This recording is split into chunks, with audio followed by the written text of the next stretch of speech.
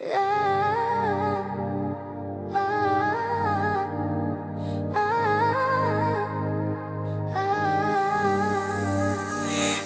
zamana düşmüşük, ruhumuzu can incidir. Aranı kızmar güneş, dağı duman incidir.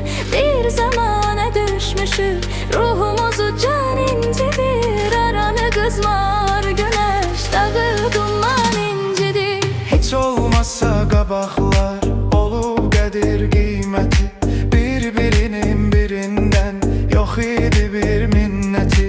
Deyin nədən incitdi bu qara cəmaatı?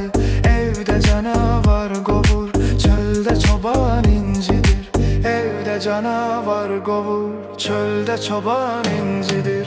Bir zamana düşmüşük, ruhumuzu can incidir. Aranı kızmar güneş, dağı duman incidir.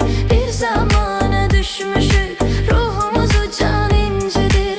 Aranı kızmar güneş, dağı duman incidir.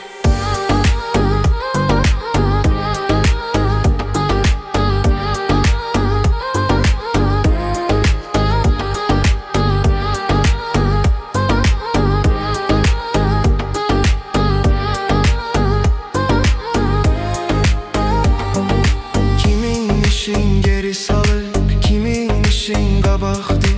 Bu alemin alemi özü üçün maraqlı.